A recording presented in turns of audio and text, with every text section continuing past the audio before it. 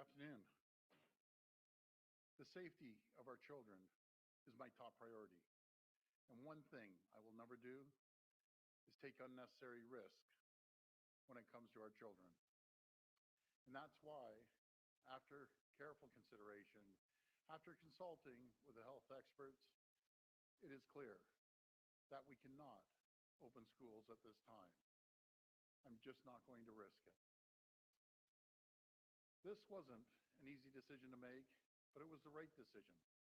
We've made the decision to put our kids' safety first. And at the same time, we have a plan to ensure that our children's education can continue outside of the classroom. At-home learning will continue. All students from grades K to 12 will receive their report cards.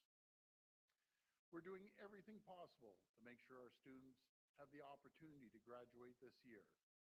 And we're working hard to ensure that child care centers will begin to open safely once we get to stage 2 of reopening.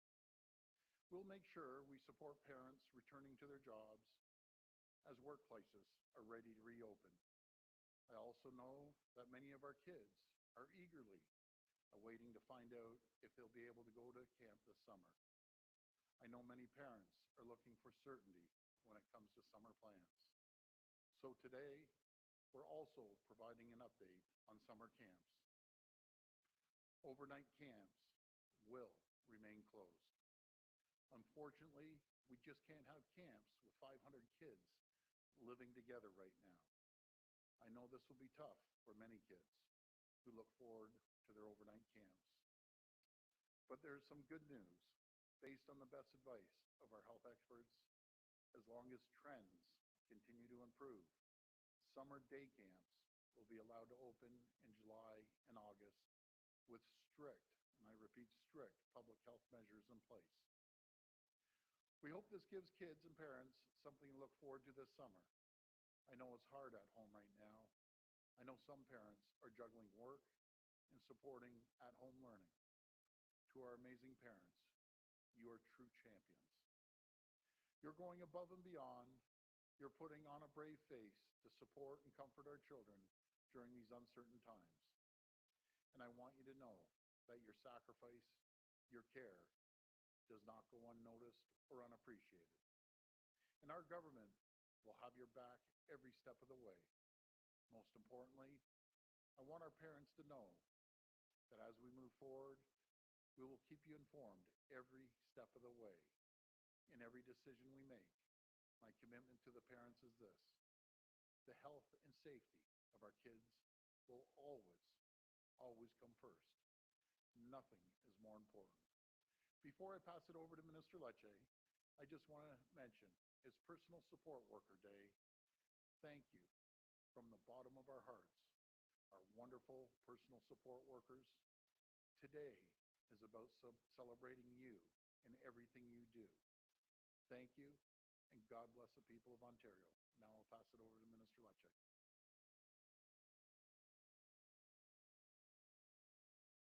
Good afternoon. I know the past months have been tough on our communities, on parents, on educators, and most especially on Ontario students. I know that we are all proud of all of them for rising to the challenge and doing the very best in this extraordinary time. Premier Ford gave me a clear mandate to do whatever it takes to keep students safe. And that is why in this province we closed schools, the first in this country. It is why today, following the advice of the Chief Medical Officer of Health, the public and private schools will remain closed until the end of June. We will act to keep students safe. Nous prendrons des mesures pour veiller à la sécurité des élèves. Our plan is about ensuring students remain safe from COVID-19 and ensure that they remain learning while at home. As students remain home, we've strengthened our Learn at Home program and our expectations. We want to recognize those educators who have stepped up to support students.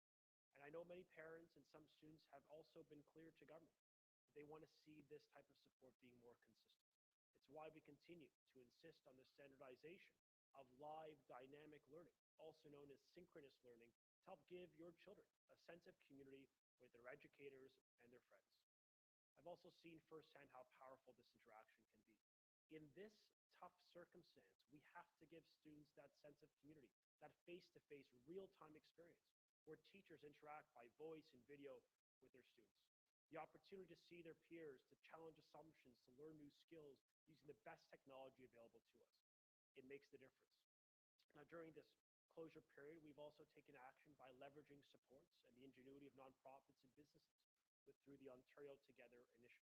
34 approved initiatives to enhance support for students, to provide free access to new learning resources, and to deliver reliable internet connectivity. Low-cost, high-impact solutions that have been identified and negotiated to support school boards on their important work. We're also scaling up our summer learning program. Although schools will remain closed for the remainder of the 2019-20 school year, more students than ever before will enjoy greater opportunities to learn and earn valuable credits through our new, robust Ontario Summer Learning Plan. We've identified 7 areas of focus that will provide learning both in class and virtually, and it's on a voluntary basis. We've also enhanced supports in places for vulnerable children, for kids with disabilities, with exceptionalities, mental health challenges, students from the First Nation community, LGBTQ community, and Black students. Support for them so that they can get ahead with the resources they deserve. School boards will be administering the program, so parents are encouraged to speak with them over the coming weeks to voluntarily sign up. Now, we also recognize that daycare and childcare is vital to our recovery. Following advice from the Chief Medical Officer of Health, licensed childcare centers and early on programs will also remain closed through the stage 1, the stage we are in today. Emergency childcare will continue for healthcare and for frontline workers during this period. Looking forward, as the Premier noted, we will gradually reopen childcare as part of stage 2 once it is safe to do so. We will reopen childcare with strict health protocols to keep our youngest learners safe. Now, on top of this, our government, led by Minister Smith, will allow the opening of summer day camps so students can enjoy both indoor and outdoor activities. It will require local health approval, and new guidelines will be imposed to ensure their safety. As we look forward to September, I want parents to know that we will be introducing new protocols, new standards to ensure students can return to class safely. We will announce that plan for September's reopening before the end of this school year, following continued guidance by the Chief Medical Officer of Health. I just want to take a moment to thank Sick Kids for also sharing perspective on today's plan, for providing critical guidance on our strategy to safely reopen schools. And if I may, just for a moment, just to students of this province, I know this will feel different, and I know it is not easy on you. But I have every confidence, we have every confidence in your energy, in your determination, and the spirit of this province best embraced by the sons and daughters of Ontario, our next generation. Thank you. We'll go to the phone line for questions. Just one reminder that it's one question, one follow-up. First question. First question comes from Chris Rushewy from the Toronto Star. Please go ahead. Hello, good afternoon. Hi, Chris. Hi. We've been hearing from parents with special needs students who are particularly struggling at this time. They say the government needs to take a leading role in making sure that their children are being served during the school shutdown. Given that it's going to last now until the end of the school year, what is the government doing to help these families and ensuring that school boards are meeting their needs? Well, if you don't mind, I'll hand this over to the Minister of Education. Thank you. Thank you.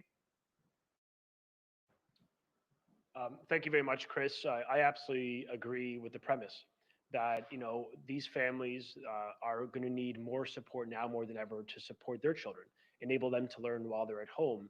And, we have great concern about these children. We want to make sure all kids with exceptionalities are able to get ahead, get the support they need. So there's a few things we are doing and a few new initiatives we are introducing, especially as we lead into the summer.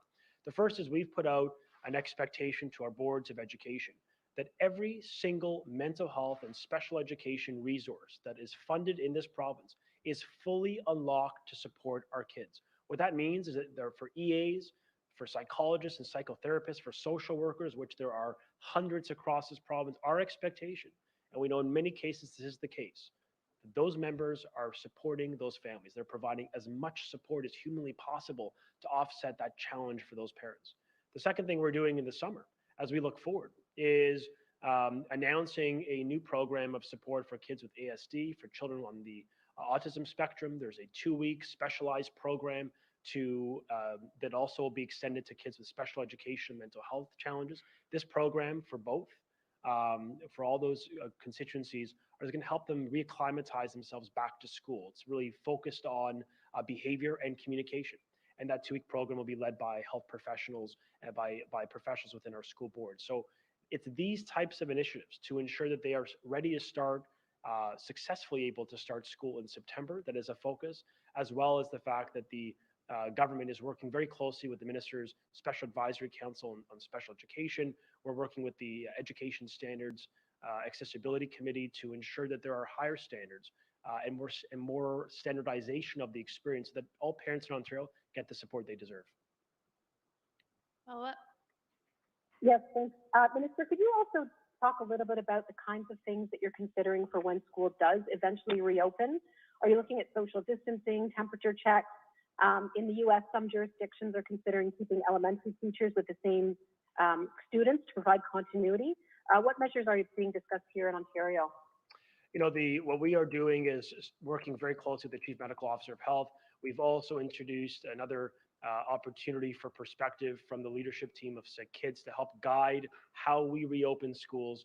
It is obvious that schools will not look the same, that we have to reimagine education in some respects in September, given that there will have to be some protocol changes, distancing, even with respect to movement of children for going outside. All these types of considerations are being made as we speak. And as I mentioned earlier, we will unveil the full plan for reopening schools safely by the end of this school year, meaning before the end of June.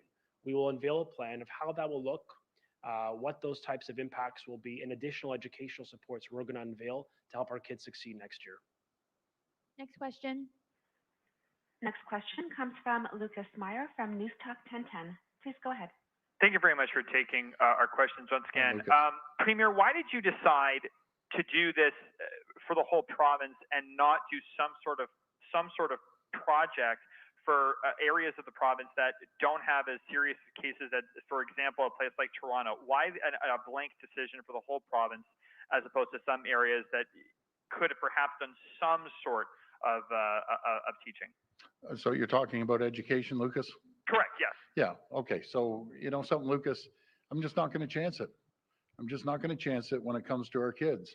We know that people travel all across this province, and in the summer, they even travel more. And I understand what you're saying. Some areas don't have any COVID cases, but why chance it for a few weeks? It's just not worth it. And when it comes to our children, I've said many times, I am not going to chance anything. And as a follow-up, in terms of what this means now moving forward in terms of financial support, I know the minister mentioned earlier today, referenced the $200, the $250, payments that have been made. Is the province now going to commit even further financial supports directly to parents because of this?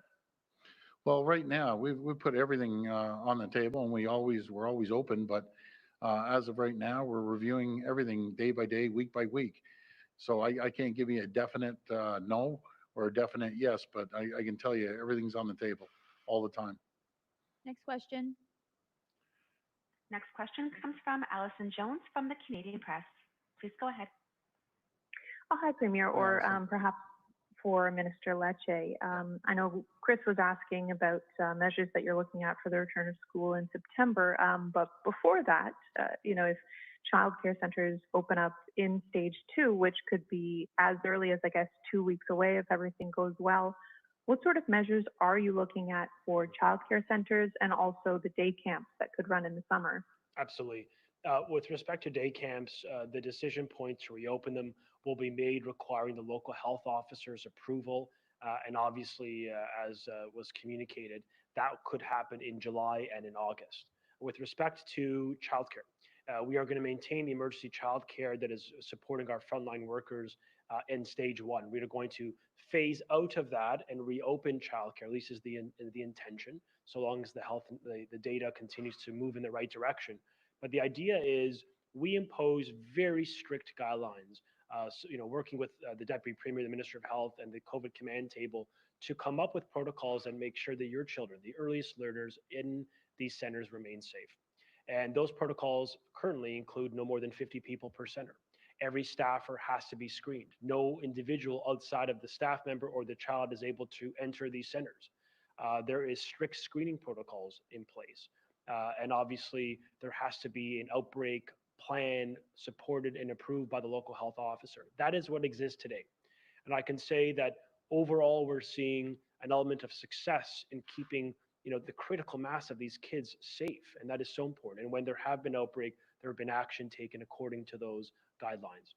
So that's going to inform the decision on the next step. We're working with the health, with the command table on the next step.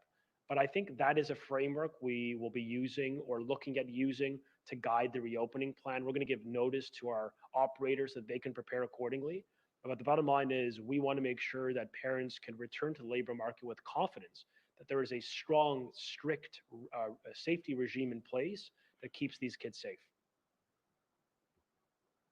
And for the Premier, does it concern you that on the very day Ontario officially enters stage 1 of reopening, we see a jump in reported new cases? Well, again, we keep an eye on it day by day, as you know, and so does our health table, and sometimes you see a little bit of peak, but overall, we want to see consistency over a 2-week period of cases going down. But every day is concerning to all of us. Next question. Next question comes from Jenny Yen at Toronto Sun. Please go ahead. Hi, Jenny. Hi, Premier.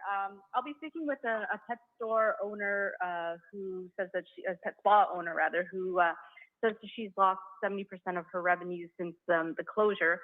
And so now that businesses are slowly reopening, small businesses say that the government, they want the government to impose a commercial rent freeze during the recovery period, as she's facing a 30% increase, which she can't handle. Is the province prepared to do something like that? Well, again, we're waiting for the federal government. It was supposed to be this week. Now I understand it's next week, and that's not a shot against the federal government. They're stepping up to the plate, offering close to $1 billion of subsidy when it comes to rent. As we mentioned, it's up to the landlords and the tenants to work this out. The tenants have to pay 25%, government's paying 50%, and the landlord's paying 25%. Now we'll see how the landlords react. I'm trying to avoid bringing down the hammer on these landlords. I want to make sure people work things out. And I've always said to the landlords, it's better to have someone in there and you're getting 75% rent, 50% covered by the government, than no rent at all. And it's not like they have a lineup of businesses waiting to get into their facility. Plus they have to pay for the upkeep of the building as well. So I think it's a great proposal from the feds and ourselves actually to help businesses out. Follow up.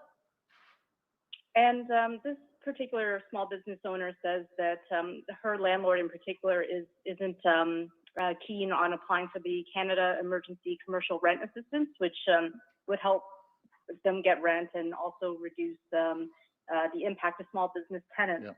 So they're kind of stuck in between a rock and a hard place. Do you have any sort of suggestions for people that do run these small businesses that are suffering at this stage?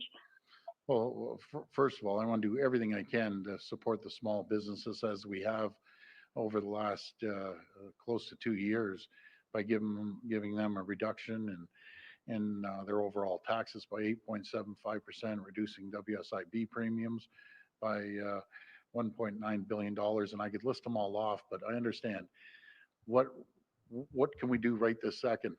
Well, a message to all these landlords, don't force my hand. Don't force my hand, work things out, because I'm trying to compromise here. We're giving you 75% of what you're asking for. And like I said last week, nothing drives me more crazy than greedy landlords taking advantage of people and small business owners that are just trying to keep their head above water. So let's see what happens when the federal government rolls this out next week. Let's see how the landlords react. But again, I'm trying to be fair, but don't push me. These big landlords want to take advantage of small little companies and people that are struggling. I'm going to come down on them like they've never seen before. Cooperate. It's not going to be forever. It's going to be for a few months. Help people out. You have an obligation to do that as a landlord. Next question. Next question comes from Mike Crawley at CBC News. Please go ahead. Hi. First question is for Minister Lecce.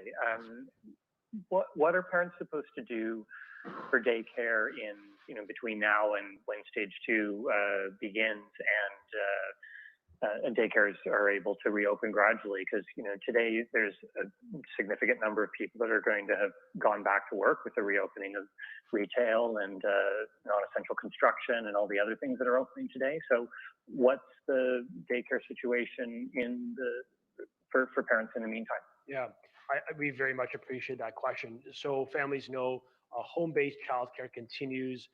That does not change, and that is supporting a lot of families that are in the labor market today or will be entering today or in the coming weeks. That continues to exist as a viable option for parents. And obviously, we provided some financial support in the immediate term. I think while we recognize that there's some challenges, there are obvious challenges imposed on the workforce because of the health reality of this outbreak. I think what parents have asked us to do overwhelmingly is to get the decision right when it comes to the safety of their daughters and sons. And that is the obligation I think we have. And so while I appreciate full well that this decision, this difficult decision to keep students home while learning with a very robust learning program still creates challenges for parents, it obviously is the only decision forward in the context of maintaining the safety of our families, of our communities, and of mitigating community spread of this disease. Follow-up? If I could ask a question to Premier Ford, it's about the independent commission you've announced into long-term care, or that Minister Fullerton announced into long-term care. How can people be certain that this commission is really going to be truly independent, given that the most important independent commission you appointed since you became Premier was the commission into Ontario's finances, and the deficit figure that it came up with of $15 billion was later shown to be completely inaccurate by both the independent auditor general and the independent financial accountability officer. So what's the guarantee that this truly is going to be an independent commission? I'm not going to get into the weeds with you, Mike, but we had a $15 billion deficit. And what I do want to talk about is the commission. I'm not going to sit here and wait for 3.5 years for an inquiry to give us recommendations. I'm responsible at the end of the day to make sure we get the answers. And we've been fully transparent, absolutely fully transparent when it comes to long-term care and this whole crisis. And we're changing things as we see them come forward every single day on long-term care. Matter of fact, Mike, I was the first premier in this entire country and the first leader that I've seen right across North America, including the United States, to come out with my hand up saying, I want a commission. And I'm not going to wait 2.5 years like the Wetlaufer or SARS that took 3.5 years to get answers while people are dying. We need answers now. And it's going to be fully transparent. Anything I see, Mike, the people are going to see. It's going to be fully transparent, like we've been transparent right from day one of this crisis. We need to make changes, and we're making changes every day. We know a lot of the problems. I've come out here many times and said the system is broken and we need to fix it. But we aren't going to be waiting 2.5, 3 years for someone to tell us things that the commission can tell us. An independent commission that will be fully transparent to the public. Next question. Next question comes from Cynthia Mulligan from City News. Please go ahead. Hi, Premier. Hi, I Cynthia. think perhaps the Education Minister might be best to answer these questions. Education Minister, hello. Hi, Cynthia. Could you give us a few more details about summer learning? I know it's still a ways off, and I'm sure you want to hear more details from the Chief Medical Officer of Health. Yeah. But what could summer learning potentially look like? Do you think that there's any chance that kids will actually be in classrooms? I appreciate the question. First off, just an earlier question, we were talking about mental health supports.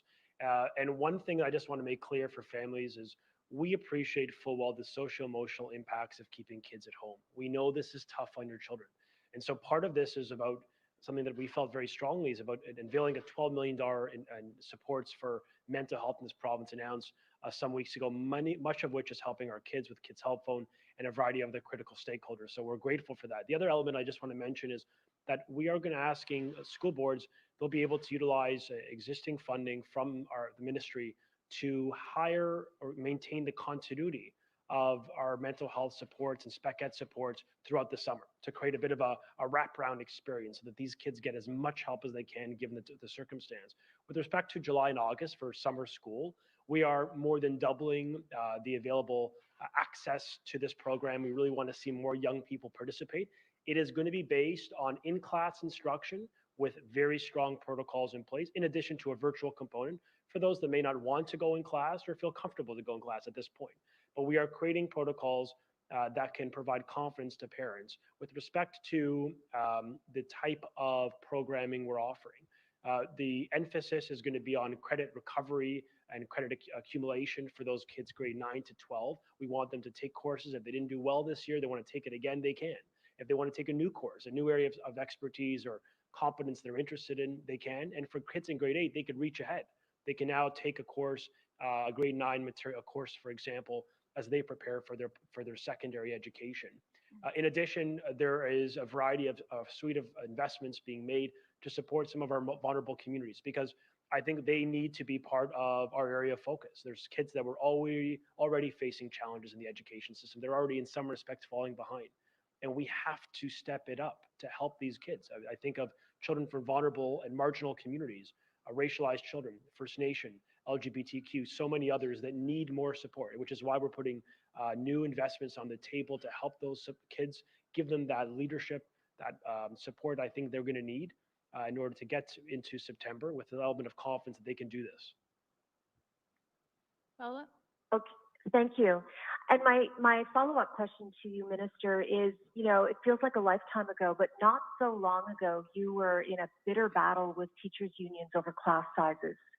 When school does resume, presumably in September, do you anticipate having to implement lower class sizes, or just having kids come in the mornings and then half of the other school comes in the afternoon? What's on the table? What are you thinking about? Yeah, no, I think, you know, as I mentioned earlier about having to reimagine schools, I think fundamentally it includes elements like you've suggested. And, you know, the spacing is going to be critical, and that's going to be driven by the Chief Medical Officer of Health, providing guidance on, you know, how many students ought to be in a class and what the appropriate spacing is, what the appropriate protocols are for them for personal hygiene, what's the mobility within schools, what are they able to access, restrooms, you know, with someone walking them to that space, or, you know, is recreational activities like, you know, gym going to be part of that norm? These are all fair questions, and I know you and others and parents want to know. And what I'm telling you is over the coming weeks, we're going to work very closely with the command table, with the medical and scientific leaders of this country here in Ontario, to come up with a solution that enables the greatest level of mobility and educational comfort for these kids while keeping them safe. But we want to see kids return in September, but we want to do that once we have a program in place. And for families out there, you will know the details. You will know the plan for September by the end of June. Next question. Next question comes from Laura Stone from the Globe and Mail. Please go ahead. Hi, Laura. Hi, Premier. Can you respond to some criticism about the stage 1 reopening plan, that this benefits people who are more financially flexible, such as if you're able to afford a nanny, you can do that and go back to work, but daycares aren't reopening, for instance. Can you explain why you're allowing nannies, for instance, and not daycares? Well, again, I'll go back to the minister if you want. There's a big difference between daycares with multiple kids and a nanny taking care of one or two children. And I understand the concerns of some of the small business owners. And if there's any concern at all, they might not be ready to reopen, then don't open. But we're doing everything we can to support them to be able to get back to opening small businesses, and we're going to continue helping them any way we can. Follow-up? Okay, my follow-up is for Minister Lecce. Yep. Minister, I'm curious why Ontario didn't choose to go the route of BC, which is testing school reopening with part-time and volunteer classes. Did Ontario consider this, and why did you choose not to do so? Sorry, Laura, would you mind just repeating the testing? I missed part of it. Oh, I'm sorry. I'm just wondering why Ontario didn't go the same route as BC, which is, you know, testing reopening in June with part-time and volunteer classes. Did Ontario consider this, and why did you choose not to? Yeah, I think the Premier has made clear that, you know, while we are leading in testing, when it comes to our kids, we're just not going to take that chance. And when you look at the ROI in our calculation for some weeks, given the risk profile, our decision point was we're just not going to take that level of risk with our youngest learners, with our children. And so that decision point was made following advice from some of the best scientific leaders and medical leaders in Ontario, telling us that that's the right step forward. What they've also told us is that we need to prepare for a reopening. It's going to be really important for the emotional, social, and intellectual journey of these kids. They got to get back. And I know many of these children are already facing some challenge at home today. So we're preparing for that with a plan to decisively reopen with strong safety protocols in place for then. I mean, look, BC, Alberta, Nova Scotia, every province in this federation has taken a different approach in some respect. We respect the differences, the data that's informing those decision makers. But at the end of the day in Ontario, while we're making progress, we want to see more momentum. And that's why the decision today, we think, will help keep families safe, but most importantly, their children. Last question. Last question comes from Randy Rath from CHCH-TV. Please go ahead. Hi, Randy. Hi, Premier. I'm wondering about the some of the changes that you made to the emergency order this morning. You're going to allow churches to have church ceremonies in parking lots. What about churches that are in urban settings that don't have parking lots? Are you going to allow them to rent a parking lot off site or something like that? Sure. If you want to go to a parking lot, there's a lot of empty parking lots right now, and hold a church service, you know, that's fine. But I'd like to confirm that with my health table first. But right now it's in church parking lots, and you know, people want to get out there. They want to pray, and we thought it'd be a responsible way of letting people do that, as long as they stay in their cars, they have only family members, they're distanced. Then if their pastor, their priest, their or whatever religion it is, wants to get up there and say a few words, then I think that should be fine. Okay. And my other question is about the reopening of day camps and daycare centers during phase 2.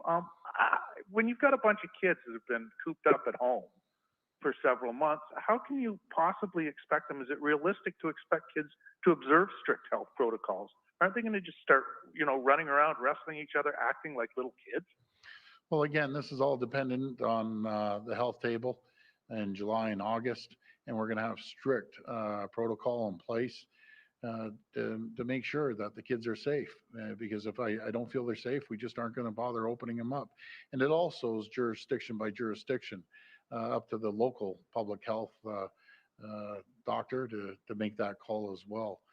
So we're going to make sure that our number one priority is to take care of the kids. And I understand what you're saying, Randy. Kids are, you know, they get excited, they want to see their friends. But if the numbers aren't there, we won't hesitate to close it down. Thank you, everyone. Thank you, everyone. Take care.